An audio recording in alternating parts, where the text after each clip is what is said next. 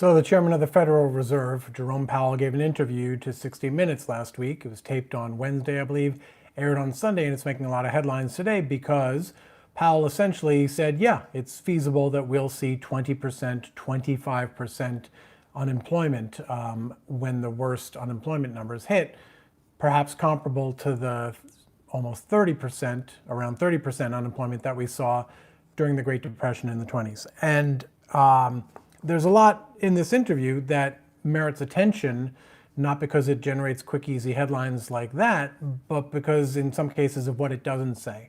And I wanted to rattle through some of these points that are raised by Scott Pelley, the correspondent who did the interview, and of course what Powell has to say. And in some cases, I'm going to be critical of what's said, but I don't want that to set the tone or set the table that everything I say is proof they're bad, they're bad. In some cases, that's not what I'm saying. In some cases, what they have to say is really important to pay attention to, et cetera, et cetera. So this isn't an interrogation of whether Powell's bad or Pelley is bad. This is trying to get at what's the reality out there and to what extent that reality is being reflected in what the powers that be say, and to what extent it's not being reflected in what the powers that be say. The powers that be in both media and obviously our financial policies. So Pelley starts off saying, there's only one question that anyone wants an answer to, and that is, when does the economy recover? And I take real issue with that. That's not there's more than one question that people want answers to. And even if there were only one question, it would most likely not be when does the economy recover? It would be something like, when will the coronavirus go away?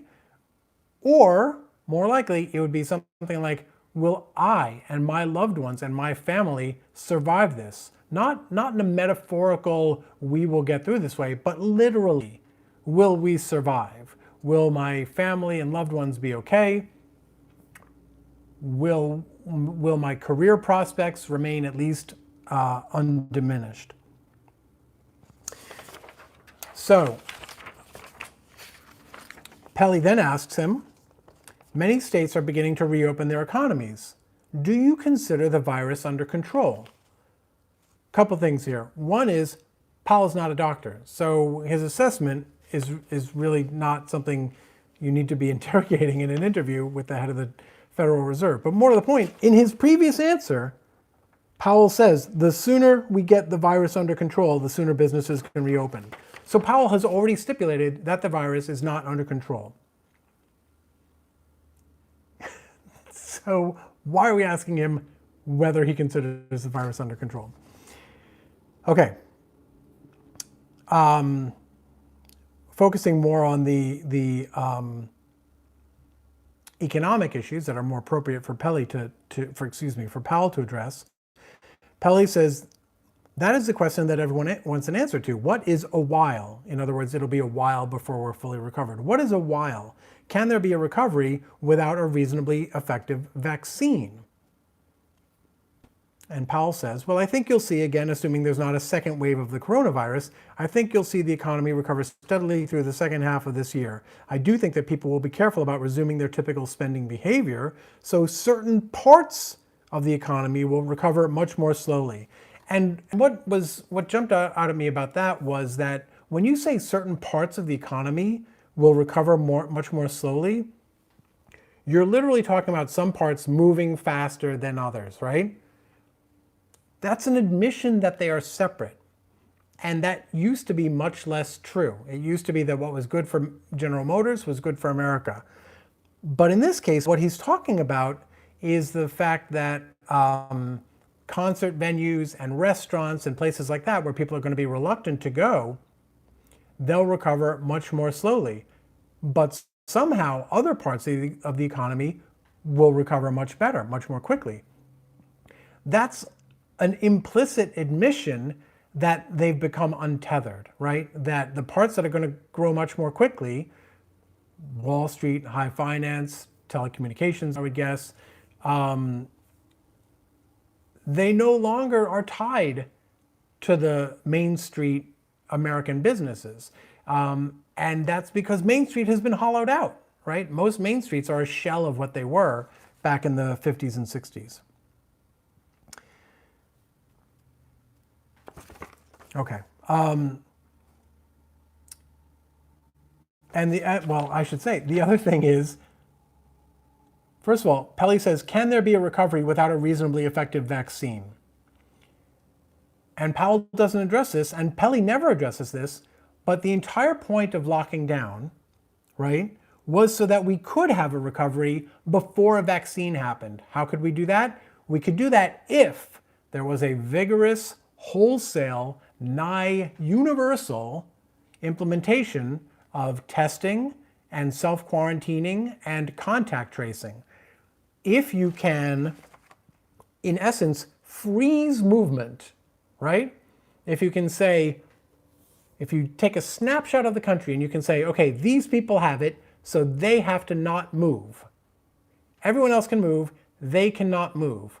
Then it takes you 2 weeks, a month maybe, for the virus literally to go away. If you test everyone coming into the country and you make sure everyone is free of it before they come out of quarantine, you've got a virus-free country. And obviously it's not perfect, but if you are sufficiently robust in your response to when new outbreaks flare, then yeah, you can recover. And we've seen that in other countries. We are doing the worst in terms of the percentage of people infected versus the percentage of population. We're doing the worst of any country in the world, and that's not a coincidence. But they don't talk ever about any remedy other than vaccines. Pelley says, as this period of time grows longer, what begins to happen to the economy? And here's where we get into something that made me a little nuts. Powell says there's a real risk that if people are out of work for long periods of time, that their skills atrophy a little bit and they lose contact with the workforce. This is something that shows up in the data, that longer and deeper recessions tend to leave behind damage to people's careers. There are other things that happen if people are out of work for long periods of time. Atrophied skills are actually at the bottom of the list of things to worry about. Losing your home is pretty high on the list of things to worry about. Not being able to feed your children is pretty high on the list of things for people to worry about. Losing everything you have because someone in your family has a medical emergency, and by the way, you no longer have health insurance because you lost your job, that is higher on the list of things to worry about than your skills atrophying. Powell says, I think the good news is that we have policies that can go some way toward minimizing those effects. And that's by keeping people and businesses out of insolvency just for maybe 3 or 6 more months while the health authorities do what they can do. We can buy time with that. Here's the problem. The health authorities are not doing what they can do. And that's not their fault. I'm not blaming health authorities. I'm blaming the politicians who determine what health authorities will actually do. There is no federal, universal, national response to this. None. Other than to respond piecemeal to governors who have spoken nicely about the president. Powell, in his way, to the extent that he can, is clearly signaling on multiple occasions his fear of a second wave. And he would only have a fear of a second wave worth articulating if there was reason for even a layperson to fear a second wave. So why would someone with access to the best information that we have think that the fear of a second wave is sufficiently real to mention it, to get it stopped, to get someone to do something about it?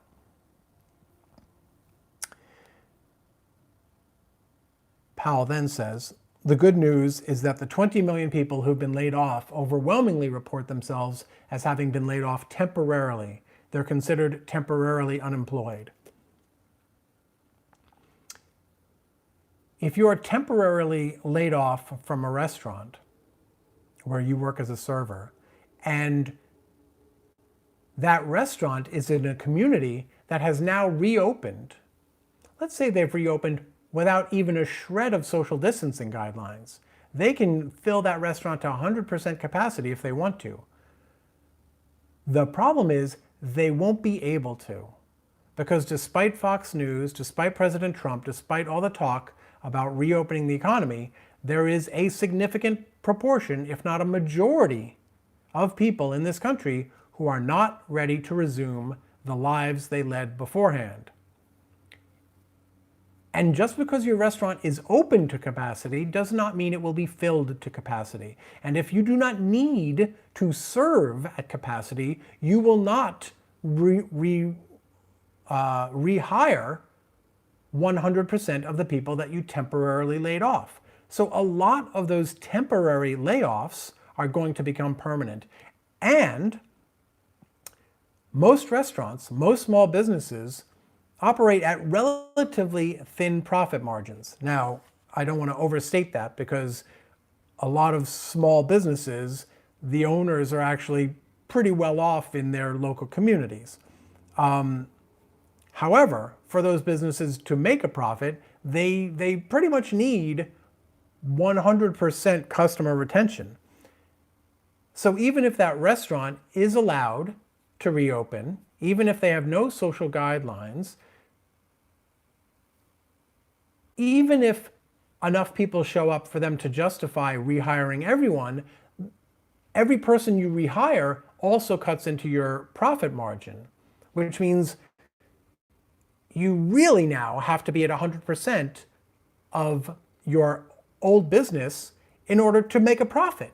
And if that company, restaurant or other company, that is now reopened is operating at potentially 100% capacity, has rehired everyone, if they're not making enough profit to stay in business, they won't stay in business, and all those people will be out again.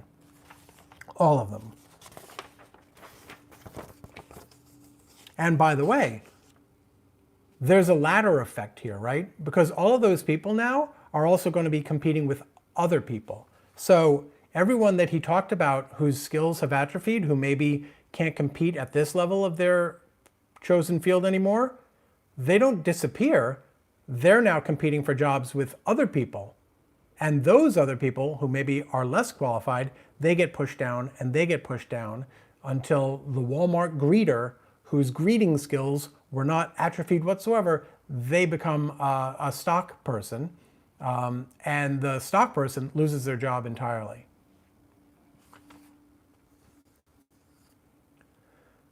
Powell says in the 20s, when the depression, when the crash happened, he says, and all that, the financial system really failed. Here, our financial system is strong and has been able to withstand this. Again, here's the problem. The financial system caused the crash in the 20s, and that brought everyone down. Now, why would that bring everyone down? Because it was all connected, right? The stock market was obviously, it went down because it was a mess and it was unregulated, but that was still understood to be tied to the rest of the economy. The problem now, like if most of the economy is decimated and the stock market is still doing fine, that is screaming at you, screaming at this country that the stock market has been severed from the reality on the ground. And again, Powell says, the economy was fine. The financial system was fine. We're doing this to protect ourselves from the virus. And that means when we do that, when the virus outbreak is behind us, the economy should be able to recover substantially. Again, the economy might recover substantially, but that's no longer the sole issue. Pelly, to his credit, says, in terms of the workforce, Mr. Chairman, who is getting hurt the worst by this downturn? Powell, to his credit, says the people who are getting the worst, hurt the worst, are the most recently hired, the lowest paid people. It's women to an extraordinary extent. We're actually releasing a report tomorrow, that would have been last week's report, that shows that of the people who were working in February, who were making less than $40,000 per year, almost 40% have lost their jobs in the last month or so. Extraordinary statistics. So that's who's really bearing the brunt of this. And then he says, if we let people be out of work for long periods of time, if we let businesses fail unnecessarily, waves of them, there will be longer term damage to the economy. If you are making less than $40,000 per year and you lose your job,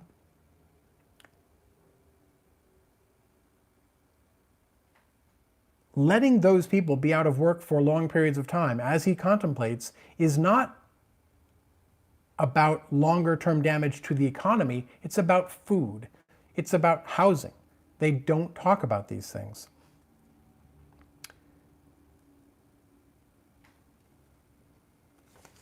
And Powell's language is remarkably, mercenary is the wrong word, but it's remarkably defined by the dollar. And in his defense, that's his job, right? You don't go to a heart surgeon and expect him to be concerned about your big toe.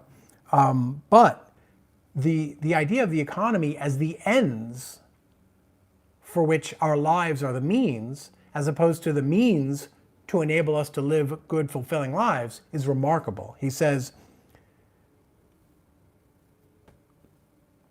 policies should help businesses avoid avoidable insolvencies and do the same for individuals. Keep workers in their homes, not people, workers. There are actually some people who do not work for whatever reason. They should also be kept in their homes. Keep them paying their bills, right? That's your function in Powell's economy in this formulation. Your function is to be a mover of money. We'll give the money to a bank. The bank will give some money to your company will give some of that money to you, and you need to give some of that money to a landlord, to a utility company, whatever it might be. Just keep the money moving. Keep families solvent, he says, so that when this comes, we come out the other end of this. We're in a position to have a strong recovery. People will be able to spend, be able to do things. That's the goal here. We need people to be able to spend.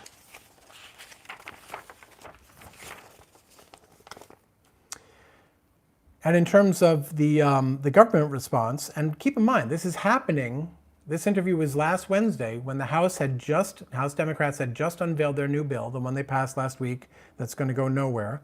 The Senate is basically saying, Republican-controlled Senate is basically saying, yeah, we're not going to do anything for a while. We're going to see what happens. And that, by the way, is a result of being science-free and math-free, right? It means I don't care that the science and the math tell me that you don't wait for the results to happen. You have to act beforehand if you want to prevent the results of the coronavirus spreading, of not being robust in your response to it.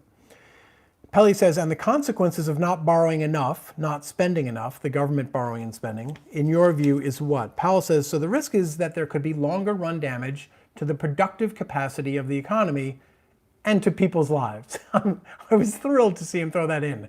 And to people's lives. And I'll give you an example. If workers are out of work for a long period of time, it becomes harder for them to find their way back into the labor force. Their contacts get old and cold. Their skills can atrophy and they just lose their relationship network. And it can be hard to get back to work. And the longer you're unemployed, the more that it's a factor. He just said earlier that I think it was something like more than 40% of people making less than $40,000 a year are out of work. But the people he thinks about when he's talking about workers who are out of work are people who have contacts, who have skills, and have relationship networks. Now, I'm not saying no one under $40,000 has those things, but a vast proportion of the economy, the people in the economy, don't have their jobs because of any of those things. They showed up at a McDonald's, they filed an application to get a job, and they got the job. They didn't go through LinkedIn and have someone that they know tell someone else that they know that they're a great interview, or that they're bringing a great Rolodex. You can look up what a Rolodex. Some of these jobs, they don't care about that. All they care about is, are you able to carry on a semi-literate conversation with a customer? Or can you pack a box, right? Those people aren't envisioned when they talk about long-term career damage. What really damages your career is, and this can happen to the temporarily laid off workers too, right? If you're temporarily laid off from your job in Denver, but your landlord doesn't temporarily suspend your rent, and you have to leave, Maybe you have to go take your kids and live in your parents' house, right? In the guest room. You and your spouse and your kids, you all have to go live in a guest room in your parents' house, which is in Pittsburgh. Okay, now the restaurant reopens in Denver. Now what do you do? Are you able to reclaim that job? Are they even going to find you in Pittsburgh? How are you supposed to get the first month, last month, and security deposit for a new apartment? None of this stuff is envisioned. What's envisioned is, gosh, did your LinkedIn profile take a hit? And by the way, I can testify, yeah, your LinkedIn profiles do take a hit when you're unemployed for a while. Powell says, if we go back, meaning if we reopen the economy without observing the right protective measures, and again, he's only talking about protective measures. Neither of these guys talks once about an affirmative, proactive public health response, which is what we should have had back in March.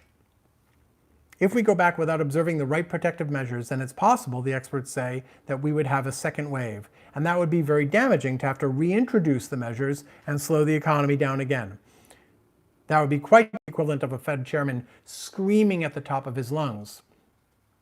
And it also is an illustration of just how short-term the thinking is now, right? We've become so ahistorical, so devoid of anyone looking back to say what happened 2 months ago, that Trump literally has no reason to worry about what happens in September if there's a second wave, because he can just say whatever he wants and his base will still be with him. Because very few people are going to report, hey, you said we could reopen. He'll just come up with some BS, and the mainstream media might nag at him on Twitter about it, but it won't matter. It won't matter to his base. If anything, they'll see it as evidence that the media is biased. It'll fire up his own base. So Powell, to his credit, is trying to issue the warning, but there's no downside for them anymore for thinking ahead any longer than the lifespan of a fruit fly. Pelly, again to his credit, says, as we discussed earlier in the interview, the pandemic has illuminated some of the disparities in our economy, and I wonder what you would like to see on the back end of this when we begin to repair the damage. And Powell says, we, in the last couple of years, have seen real gains before the pandemic. True. We've seen real gains for people at the lower end of the income spectrum, and it had been a function of having a tight labor market, the lowest unemployment in 50 years, and we were really starting to see wage gains at the low end. For the last couple of years of the expansion, wage gains were the highest for people at the low end of the wage spectrum, and it was a great thing to see. So there's a couple things going on here. One is, yes, wages have risen, especially at the lower end of the wage spectrum, in a way that's very robust compared to previous years. The problem is that the cost of things, big things, that historically, since the birth of the modern American middle class, the cost of the things that were a fundamental intrinsic part of that middle class, the cost of those things has increased vastly disproportionately to the increase in wages. So, and I've said this before, right? Back in the 60s, you could be a single income household with 2 kids. If you didn't live in New York City, you could have a decent home without even necessarily having a college education. You could have a decent home, maybe even a little pool in the backyard. You had your weekends off. You didn't have to work. You weren't on your cell phone or any phone for work after 5:30 p.m. You could go on vacation. You could send your kids to college, and you could do all of that and still retire and be able to travel in your retirement because you had enough savings. Your health costs didn't impoverish you. Your kids' college didn't impoverish you, and you were able to buy a decent home and maybe even a nice car.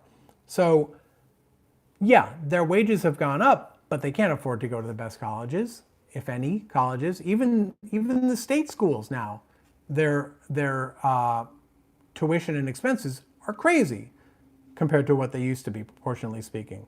Same thing with a decent home. But here's the part I really wanted to get to. Powell says, I don't want to think, though, that we'll take years and years to get back to a place where we have a tight labor market. And that's what it takes to really get opportunities to less advantaged communities, low and moderate income communities. It's an incredibly revealing thing that he's just said there.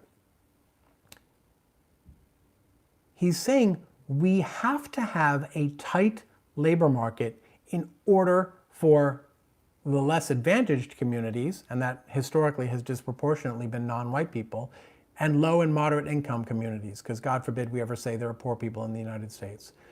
What he's basically saying is we have to make sure that everyone who's not poor, everyone who's white and not poor, they all get to sit at the table first, have their fill, get seconds on dessert, and then go have a brandy or whatever the hell it is they're supposed to do. Then our economy can apparently spare leftovers for poor people and non-white people. That's essentially what he's saying. A tight labor market is what it takes to really get opportunities to less advantaged communities. In other words, the economy has to be forced, literally forced, to open the doors to poor people and people who aren't white. And that's what he's saying is the goal to get back to. Not how do you fix that? How do you change what we have so that you don't need every single other person to be taken care of first? The entire point of the question is, how do you have a non-disparate economy? And his answer is basically, we have to get back to the place where the least well off at least get to come to the table when we're done eating. All right, I'm getting PO'd, and I saw that it looked like a couple people hit us with a super chat, which is a donation, so thank you very much for that. I want to see if, it just disappeared. All right, I'm going to find it. Carl Jones kicked in $4.99. Oh my God, and asks me, how have you been working on that Mitch McConnell impression? You know, I don't remember why, but I actually had I had a moment where I started working on it, and then a moment where I had like a moral reason not to do it, and I don't even remember what the moral reason was. But so the answer was, yeah, I kind of did for a while, and then I kind of stopped, and I don't know where I am now on it. So I apologize. Oh my God, that's two super chat donations from Carl, who also says, and see, I'm letting Carl go first because he kicked in money. I'm doing exactly what Powell just talked about. Carl Jones, and that's what happens, right? Is when you have an economy that works like this, it turns every unit in the economy, aka people, into a similarly extractive unit, right? The economy extracts from us, and the only way we can survive is to become similarly extractive. And right now, we're working that as a one-way ratchet the wrong way. Every turn we make increases that extractive need. So we're all becoming more extractive rather than move the ratchet the other way so we can stop becoming extractive, stop making the accumulation of survival money our primary goal, right? Because it taints every relationship. If you are in financial anxiety, to use a phrase, that's going to color how you interact with people if the means of improving yourself, your financial situation, are totally wide open. If it's not just a matter of go find a job, but you're also everyone's supposed to be their own brand. Well, then I guess I need everyone in my social circle supporting me, which means I can't say what I think to everyone I know because that might piss them off. And I need them to be part of my alpha users, or whatever the hell the jargon is you want to use. So so Carl says here, I wonder what would happen if they cared about people. My theory is the economy would recover accordingly. So I do think they care about people. I think if you talk to Jerome Powell or Scott Pelley, you would find that they were deeply compassionate about people. Part of the problem is that when you put people into certain roles in certain systems, they're incentivized not to sit down and think critically about what would best serve people. They're incentivized to think critically about how to best do the job that is being asked of me at the moment, which, by the way, is true of me too. I'm sure there are things I would be saying differently if I weren't a part of that system in some way. All right, now I'm going to go and hear from other folks. Weena Jensen, I figured someone would mention the haircut. I did not actually get a haircut. I buzzed it with some help from my son. Katie Keynes complains, did not get notified. I apologize for that, Katie. I think that's kind of out of our hands. I think if everyone will subscribe, I'm going to turn that into a cheesy excuse to ask everyone to subscribe. Hopefully that'll mean you get a notification. That's why I go up. That's why I put up the video about half an hour early so people will get a notification. But also, it's 11:30 every weekday. Okay, so that's your notification going forward. You are now hereby notified in perpetuity. But I do appreciate you flagging us that the notifications don't go out. I just don't have a big enough footprint with YouTube to ask them to do anything about it. Car SCH, Car's chairman maybe, says looking good, Jonathan. I guess that's a vote on the haircut. Thank you. Okay, Carl also gives a vote for the haircut. My whole point, by the way, just so we're clear, was not even like this will look good. I kind of wanted to signal solidarity with people who feel like they need to get a haircut. And I kind of wanted to say, just like last week when I had longer hair, I wanted to say it's okay to look like this. It's okay, right? We got to stop judging people on those terms anyway.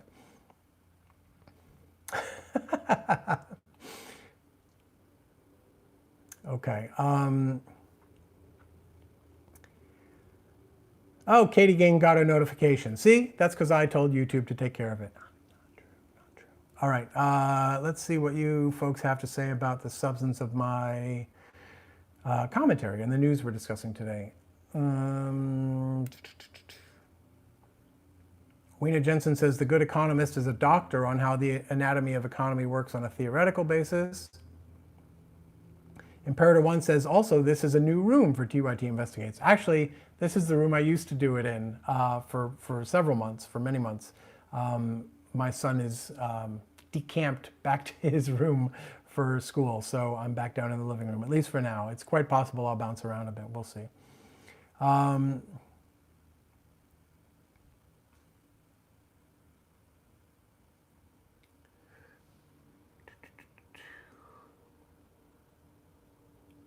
Sorry, guys. I'm just trying to find, I'm skipping a little bit around just to see if I can find stuff that's relevant to the economic stuff that Powell had to say to 60 Minutes.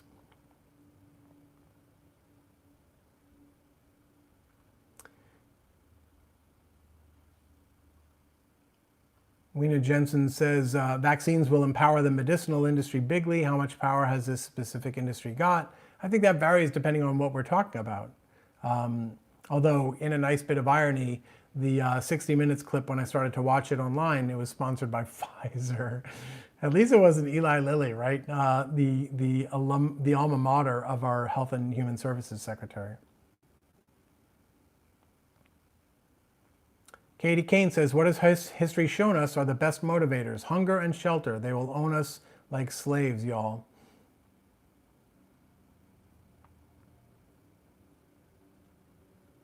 RB says, yes, food and shelter are the usual priorities at the top of a parent's list. Imperator 1 says, totally unrelated to everything. I think mosquitoes are back as I have a new bite-sized lump on my head. Sorry to hear that. I would say don't scratch, but scratching mosquito bites are one of life's pleasures. Katie Kane says, by delaying the stimulus and unemployment, those who had savings no longer have them. Others have acquired more debt. Win-win for the banks. Reptile Z says social distancing increases the value of square footage per human being, thereby putting more economic pressure on the poor within this scenario.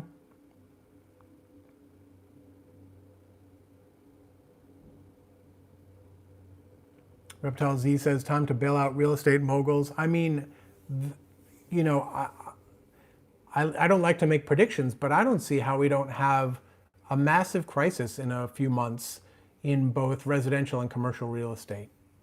I don't see it. But more to the point, not more to the point, but more sort of long-term concerning is just this constant erosion in the standards of our lives, right?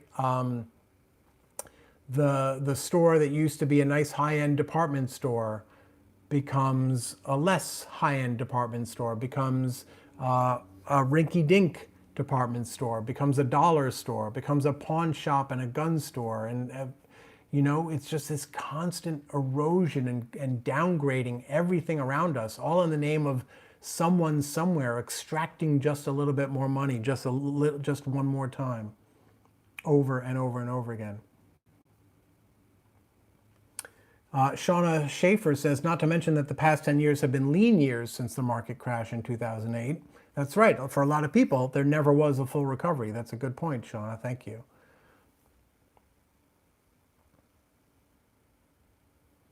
Mighty Mouse says, what is happening around the world, especially in the US, shows us all how sick and immoral capitalism is.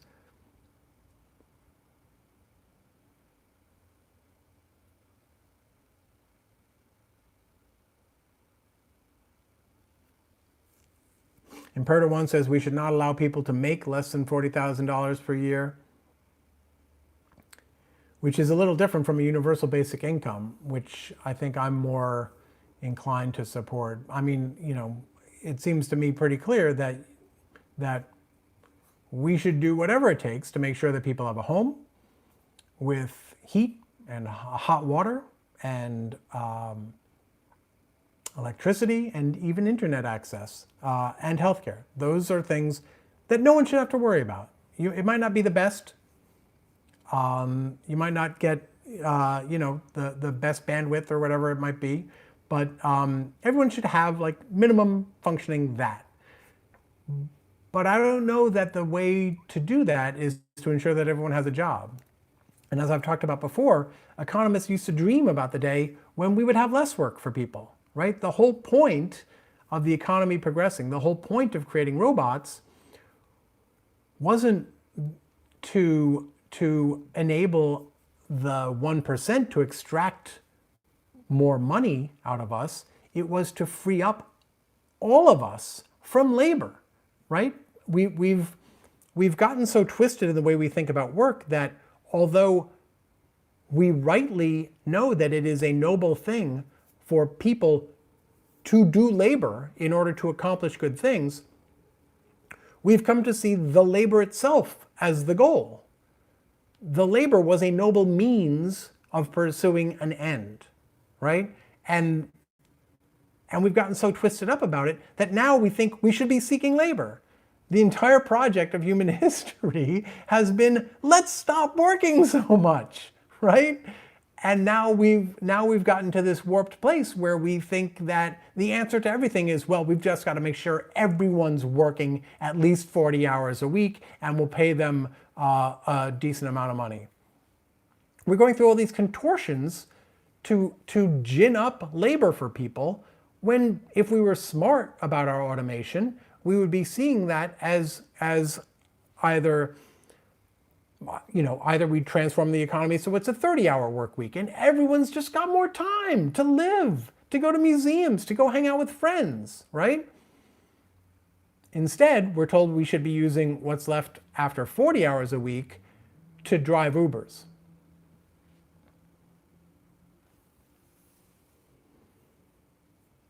Shauna Schaefer says, when I was making $15 an hour, I made about $30,000 per year, if that gives you an estimate.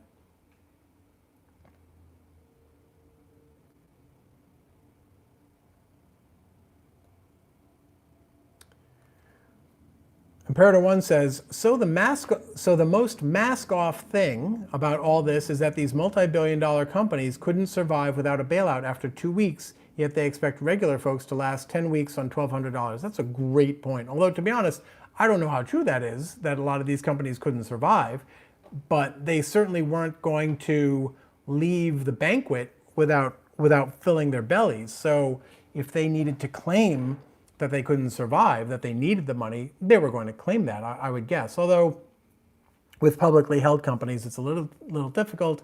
It's a little tougher to get away with untrue claims. But you're probably also right for a lot of companies that it really was the difference between life or death, despite these massive tax windfalls that we just gave them, despite the fact that they've extracted so much from our economy already.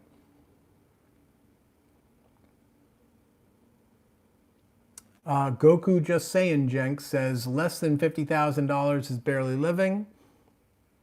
Depending on where you live and your personal circumstances, that's certainly true. I'm sure there are some places in the country, depending on what floats your boat, where $50,000 might be fine. But if you've got a family to support and you're anywhere near a city of any kind of, any kind of means, then that's very tough.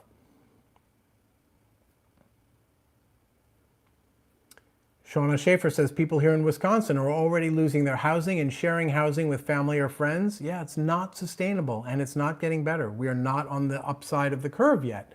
Some places individually are. New York and New Jersey seem to have hit the worst of their days, but other places are still hitting their worst. And those are the ones that are reopening right now. And by the way, so is New York. It's crazy. Texas, I guess, on Friday reported its worst day ever. Today is their big reopening day. And by the way, of course, what's going to happen in October and November? It's going to start getting cold out there. And that's when a lot of these people will have exhausted their savings. Their landlords or banks will have exhausted their mercy. Congress will be entirely done with any kind of relief programs. We're going to see, I'm not saying this is absolutely going to happen, but I don't see how it doesn't happen, that we have just a wave of just heartbreaking homelessness of people, also known as workers and consumers.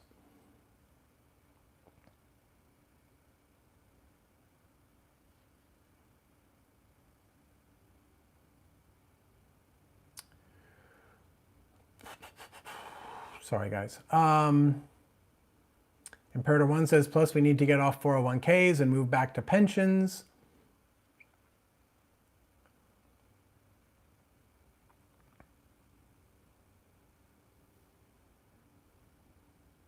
Katie Kane says, I feel like a multi-generational home has lots of advantages, but it's sad when it's not a choice.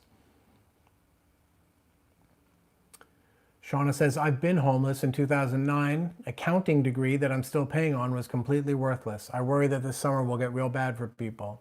I'm sorry for you having gone through that, Shauna, and I share your concerns. GGW says, suspended rent in California is a joke. Pay every month $1,690, never late. Money saved up for a rainy day. Well, it's raining. It is raining.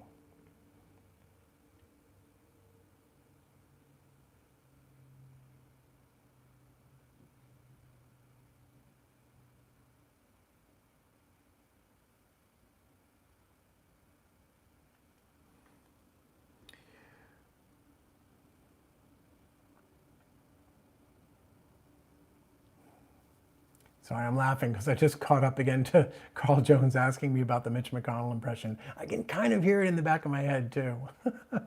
I can't believe you brought that up again. I really thought I was I was in the clear on that. Imperator 1 says we can also eliminate income types to further meld the distinctions, or we could move it so that labor income is taxed less than invested income. You think? You think? That's the big problem, is that all these takers, right, all these extractors, they're doing exactly what the system tells them is the smart play. The problem isn't the individual actors within it. It's what the incentives are in the system for them to do. The problem isn't people doing illegal things. The problem is what's been made legal.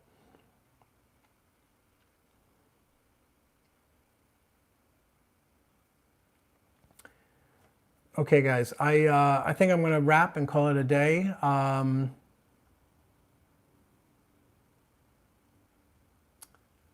RB says, since 1958, I've been hearing how computers and robots will do most of our labor and increase the leisure time for all in the USA. There's no reason it couldn't be that way too, right? The only reason that's not the direction we're moving in is because we've subscribed to terrible narratives about work and productivity and what the meaning of our lives is. We've subscribed to and continue to propagate terrible stories about those values. And things will change very quickly, I think, once we have leaders who turn that on its head and make people remember, oh, wait, my life isn't supposed to be about work. Work is supposed to be the thing that helps me live my life. And by the way, should get in the way of my life as little as possible. Okay. Thanks so much for being here, guys. I really appreciate it. And thank you for the supportive comments about the buzz job here. I appreciate that too as well. But again, the whole point is it's okay whatever we look like in these times, right? We extend to each other the mercy of not having their business together well enough to do every little cosmetic tweak that they might want to do. So it's a subliminal plea for mercy, basically. So please show some. Please take care of each other. Please take care of yourselves. And please subscribe. Please check us out on Facebook. Do all that good stuff. You can find links to where you can find us online in the description for this video. We'll be back again tomorrow at 11:30 a.m. Eastern Time. We're here every weekday at TYTI Daily. Bye now.